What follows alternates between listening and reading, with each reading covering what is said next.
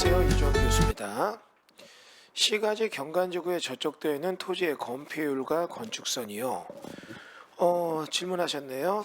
교수님 반갑습니다. 광주광역시에서 연회원 인강으로 겨우 공법 공부하고 있는 초보 수강생입니다. 단도직 입적으로 광주광역시 북구 운암동 424-30과 33번지인데요. 시가지 경관지구 경계선이 그어져 있습니다. 이 경우 건축선은 이 경계선을 하는지요. 아울러 건폐율 및 용적률 산정 시 토지 면적은 전체 면적에서 인지 아니면 경계선 면적에서 면적은 제외되는지요. 미리 답변 감사드립니다. 자, 질문하셨는데요. 그러면 이 질문에 답변하기 위해서 토지용계획 확인을 보겠습니다. 그리고 여러분한테 좀 미리 부탁드립니다. 여러분들이 뭔가 질문하고 싶다면 반드시 이렇게 토지용계획 확인을 캡처해서 보내주세요. 그러면 제가 빠른 답변이 됩니다. 그리고 저는 제가 이거를 직접 내가 일로 본다면 이걸 직접 찾아보겠지만 제 답변은 이런 경우에 요법규는 이런 거니까 어느 부서에 무엇을 물어보세요. 이렇게 답변을 드리는 거예요.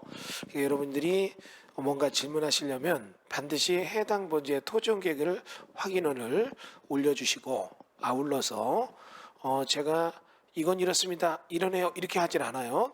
요거는 이런 법규의 성향은 이러니까 이런 거를 어디에 물어보세요. 이렇게 하는데 더군다나 여기는 시가지 경관지구에 대한 질문이고 이런 용도지구에 대한 시가지 경관지구 행위자는 여러분 꼭 기억하세요. 용도지구의 일반적 행위자는 조례입니다. 그러니까 광주광역시 조례를 찾아봐야 돼요. 그러면 눈으로 보이는 거를 멋있게 만든다. 이게 경관지구거든요. 그래서 이런 데다 건물을 지면 경관을 맞추기 위해서 높이는 얼마로 한다. 외장재는 어떻게 쓴다. 뭐 이런 게 조례 나와요. 간판은 3층까지 한다. 또는 간판은 높이가 지면에서 12m까지 간판을 붙인다.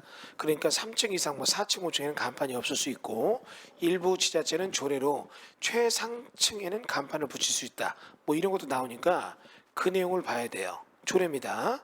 그러면 여기에다 지금 건물을 질 때 요 번지와 요 번지인데 여기 보면 여기가 지금 하나의 대지인데 우리가 지금 보는 것처럼 이 생각을 하시는 것 같아요. 이게 시가지 경관지구인데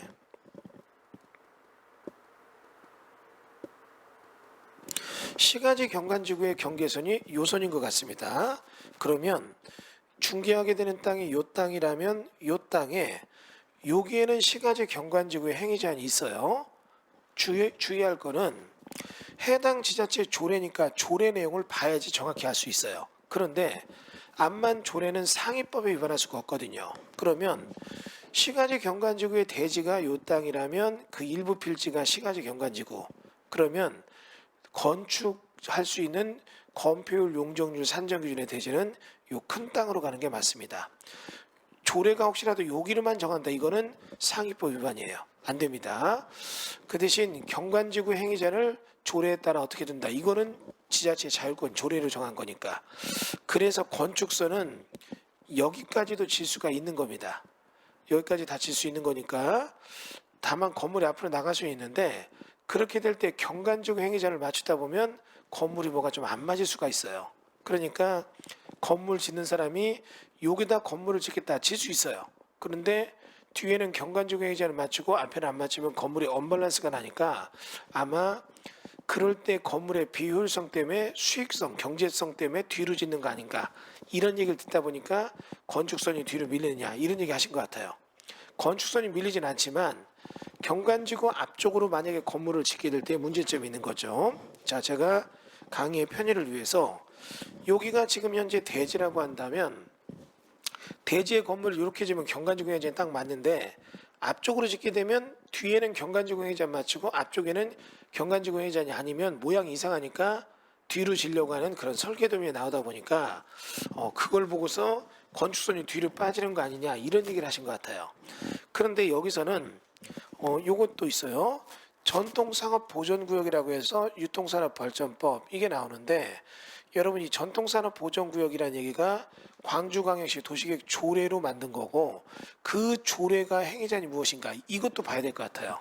그러니까 전통산업이라는 얘기가 나오다 보니까 건물을 질 때 전통산업에 대한 보전구역 내에서 건물 짓는 행위자에 나오죠. 그러면 만약에 이게 제가 우리가 뭐 컨설팅을 하거나 이걸 땅을 사서 개발한다면 저는 전통산업 보전구역의 행위자니 뭔가 조례를 보고 시가지 경관지구의 행위자니 뭔가 조례를 보고 정할 거예요. 나머지는 법규에 나오는 거기 때문에 내용이 딱 정리돼요. 가로경 높이 제한이 있죠? 일정 높이 이상은 못 짓는다 있을 거고, 도시지역이 있고 도로에 접했다 준주거 지역이다 이런 건 뭐 딱 떨어지는 거니까. 근데 이 중에 조례에 대한 얘기가 딱 나올 때 조례가 시가지 경관지구 조례, 그 다음에 전통상업 보전구역의 조례 두 개를 보다 보면 건물 짓는데 직간접 제한이나 행위 제한을 맞추다 보니까 앞으로는 짓 수 있지만 굳이 짓는 게 모양이 안 나와서 뒤로 짓는 거 아닌가 이 생각이 듭니다. 아마 그걸 보고 이 질문을 하신 것 같아요. 건축선은 도로와 대지 경계선까지가 맞고 경관지구가 건축선이 되지는 않을 건데 경관지구 안에다 경관을 맞춰 짓게 되려는 그런 조례 제한이 있지 않는가 이걸 봐야 되고, 그 다음에 전통상업 보전구역이면 오래된 전통적인 상업구역 안에서 행위 제한이 있을 것 같으니까 이 지역을 제가 직접 살아보지 않은 지역이라 분위기를 몰라요. 다만 해석상 조례에 대한 제한 정확히 확인을 해보셔야지 내용을 알 것 같습니다. 자, 이상으로서 질문에 대한 답변 마치도록 하겠습니다. 감사합니다.